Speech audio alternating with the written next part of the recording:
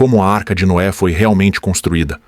A profecia de Deus. A história da Arca de Noé é uma das narrativas mais conhecidas e, ao mesmo tempo, mais enigmáticas de toda a tradição bíblica.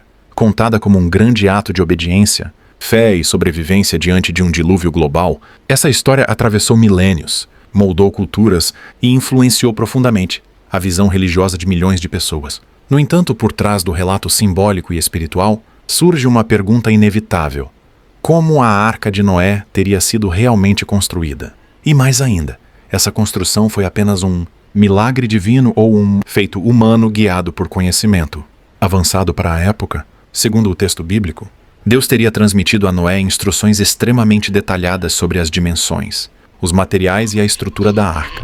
Curiosamente, essas descrições revelam um nível de precisão técnica incomum para um período em que, teoricamente, a humanidade ainda não dominava princípios avançados de engenharia naval. Isso levanta questionamentos profundos.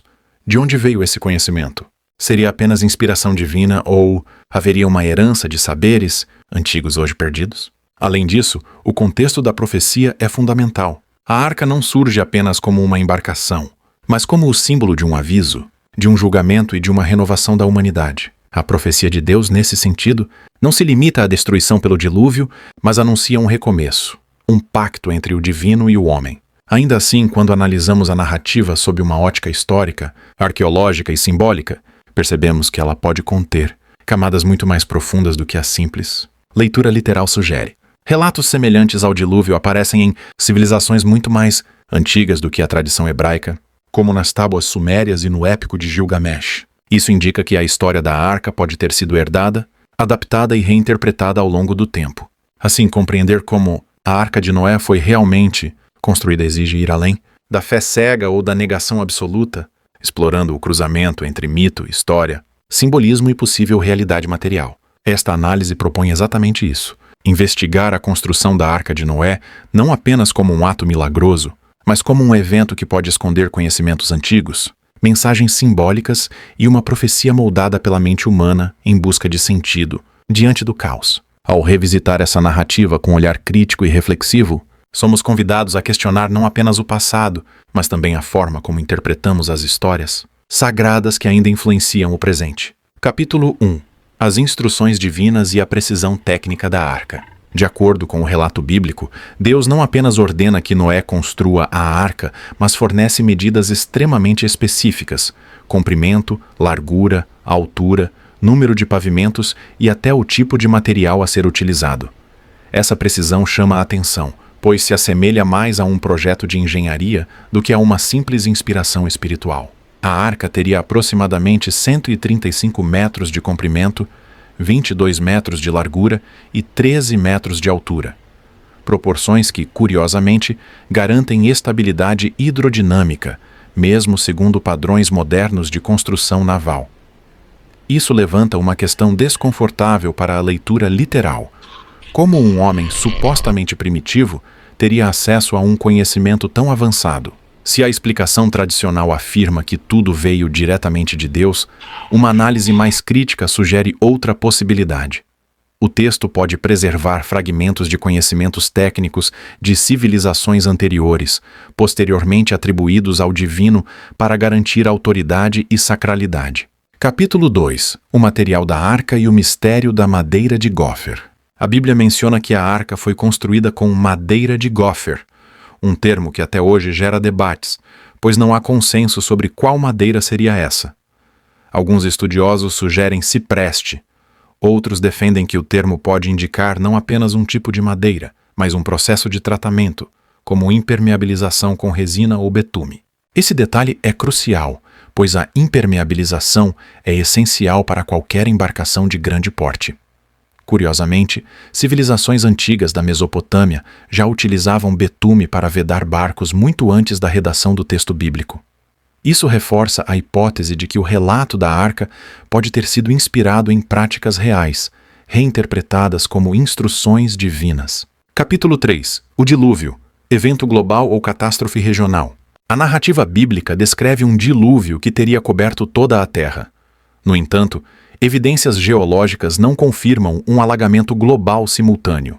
Em contrapartida, há fortes indícios de grandes inundações regionais na Mesopotâmia antiga, capazes de devastar civilizações inteiras. Para quem vivia naquela região, uma enchente dessa magnitude poderia facilmente ser percebida como o fim do mundo. Com o tempo, o relato teria sido ampliado, mitificado e transformado em uma narrativa universal. Assim, a arca não seria um navio para salvar o planeta inteiro, mas uma embarcação construída para sobreviver a uma catástrofe real e localizada, posteriormente elevada ao status de profecia divina. Capítulo 4. Animais, logística e o limite do literalismo. Outro ponto crítico da história é a reunião de todos os animais do mundo em uma única embarcação. Do ponto de vista biológico, logístico e ecológico, isso se torna praticamente impossível. Alimentação, espaço, higiene e preservação de espécies levantam problemas que o texto bíblico não resolve. Uma leitura simbólica, porém, oferece outra interpretação. Os animais podem representar grupos, linhagens ou símbolos da vida conhecida naquela região, e não literalmente todas as espécies do planeta. Isso sugere que o texto foi construído para transmitir uma mensagem teológica e moral, e não um relatório histórico preciso. Capítulo 5. A profecia como instrumento de controle e esperança. A profecia do dilúvio cumpre uma função clara: advertir, punir e, ao mesmo tempo, oferecer salvação apenas aos obedientes. Esse padrão se repete em diversas tradições religiosas, onde o medo da destruição é equilibrado pela promessa de redenção. A figura de Noé representa o justo, enquanto o resto da humanidade é retratado como corrupto e merecedor do castigo. Essa narrativa cria um modelo psicológico poderoso, no qual a obediência à autoridade divina se torna a única forma de sobrevivência, um mecanismo que seria amplamente utilizado por religiões ao longo da história. Capítulo 6. Paralelos antigos. A Arca antes da Bíblia. Muito antes da Bíblia, o épico de Gilgamesh já descrevia um grande dilúvio e uma embarcação construída para salvar a vida. Nesse relato, o herói Utnapishtim recebe instruções detalhadas de um deus, constrói um barco, sobrevive à inundação e recebe imortalidade. As semelhanças não são coincidência. Elas indicam que a história da Arca não nasceu com a Bíblia, mas foi herdada, adaptada e teologizada. A profecia de Deus pode, na verdade, ser uma releitura hebraica de mitos muito mais antigos, moldados conforme interesses religiosos e culturais específicos. Capítulo 7. A Arca como símbolo, não como fato literal. Quando analisada profundamente, a Arca de Noé se revela menos como um objeto físico e mais como um símbolo poderoso: sobrevivência, renovação, ruptura com o passado e recomeço. Ela representa o desejo humano de acreditar que, mesmo diante do caos total, existe um plano superior guiando tudo. Assim, perguntar como a arca foi realmente construída não significa apenas buscar madeira, medidas e técnicas, mas compreender como narrativas são construídas, como profecias nascem e como o ser humano transforma eventos traumáticos em histórias sagradas para dar sentido à existência.